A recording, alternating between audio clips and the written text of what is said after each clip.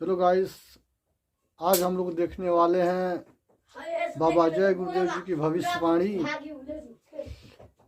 2024 में क्या क्या होने वाला है। और इसमें रविदास और सूरदास जी की भी भविष्यवाणी है। तो आइए देखते हैं। जय गुरुदेव।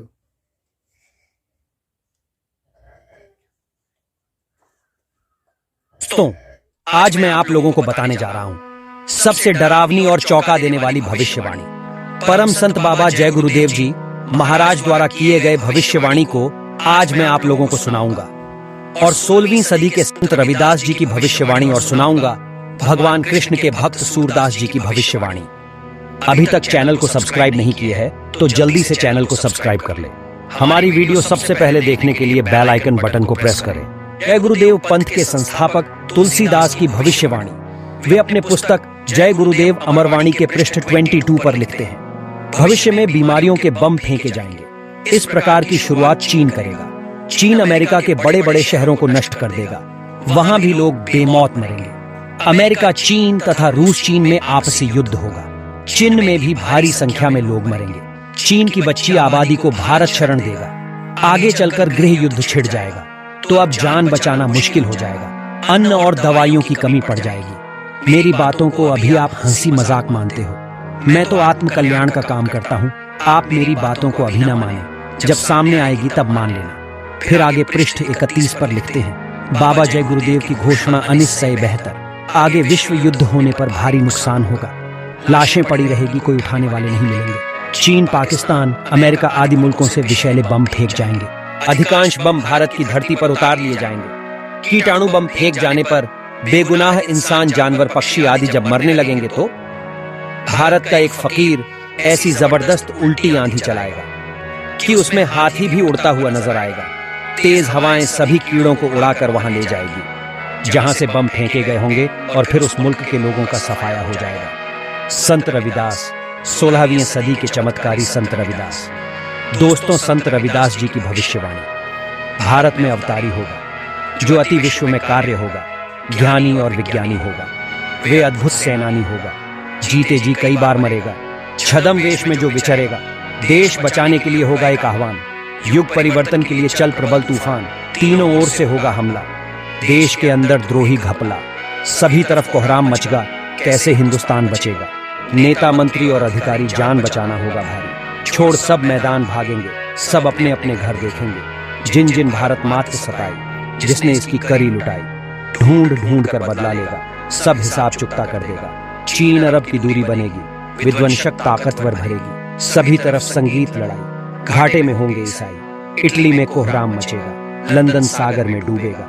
युद्ध तीसरा प्रलय करी, जो होगा भारी संघारी। भारत होगा विश्व विजेता, भारत होगा विश्व का नेता। दुनिया का कार्यालय होगा, भारत में न्यायालय होगा। तब सतयुग दर्शन आएगा, संत राज सुख बरसाएगा। सहस्त्र वर्ष तक सतयुग लगे, विश्व गुरु वन भारत जागे।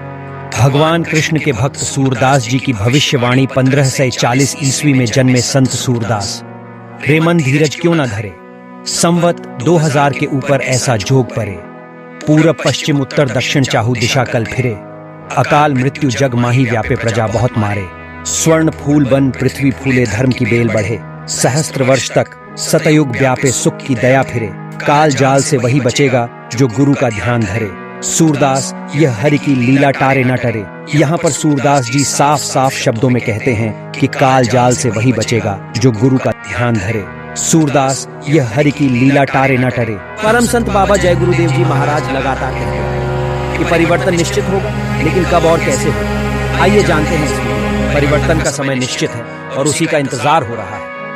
अपील के स्वर में बाबा जी ने कहा कि लोग शाकाहारी हो जाएं तो अच्छा है, वरना अशुद्ध आहार के दुष्परिणाम भोगने पड़ेंगे। दोनों भवों के पीछे जीवात्मा का घाट है, वहां आ जाओ तो वहां सुख मिलेगा, आनंद मिलेगा। जीवात्मा के ऊपर चढ़ी हुई जन्मों जन्मों की गंदगी उसी घाट पर धोई जाती है। ऊपर के लोकों, स्वर्ग, बैकुंठ आदि में जाने का रास्ता मनुष्य शरीर में ही दोनों आंखों के पीछे से गया हुआ है। विचार करो, क्या कोई रोगी किसी पुराने जमाने के प्रसिद्ध हकीम या वैद्य से अपनी बीमारी का इलाज करवा सकता है?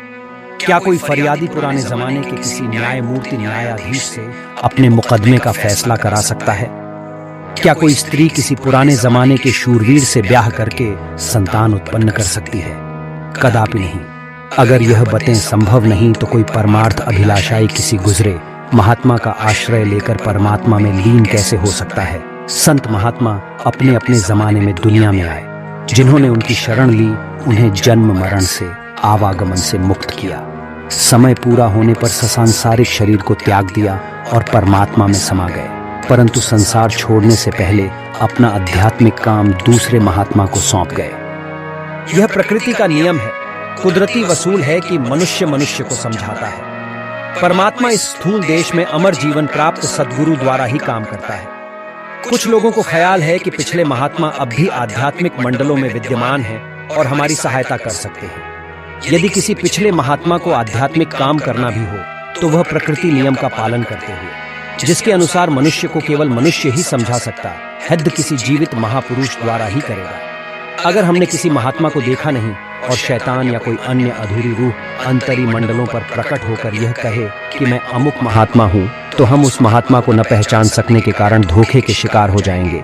अगर पिछले महात्मा हमारे पथ प्रदर्शक हो सकते हैं और समय के गुरु की आवश्यकता नहीं, ऐसी हालत में सवाल यह पैदा होता है कि पुराने जमाने में गुरु की जरूरत क्यों थी?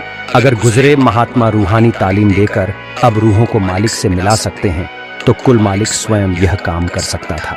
अगर जिंदा महात्मा की जरूरत किसी जमाने में थी तो वह इस बात का प्रमाण। बाबा जय गुरुदेव जी महाराज भविष्यवाणी करके गए हैं कि आने वाला समय बहुत ही खराब होने वाला है। सो आप सभी गुरु भाई बहनों से मेरा अपील है कि आप लोग भी शाकाहारी हो जाएं और उनके बताए हुए पग चिन्हों पर चलें। जहाँ तक मेरा ख्याल है कि मांस मछली खाने से कोई फ़ायदा नहीं होने वाला है। जहाँ तक अपने शरीर का भी नुकसान है और रुपये पैसे का भी नुकसान है। और इस भविष्यवाणी में जो जो भी बताए हैं गुरु महाराज ने, वो कुछ उनका भविष्यवाणी सामने आ भी गया है सारी दुनिया को। जैसे कोरोना आया था उसी प्रकार से बहुत बड़ा बड़ा महामारी आने वाला है। सो आप सभी लोगों से अपील है कि आप लोग शाकाहारी हो जाएं और अपने अपने परिवार को सुरक्षित रखें। जय गुरुदेव।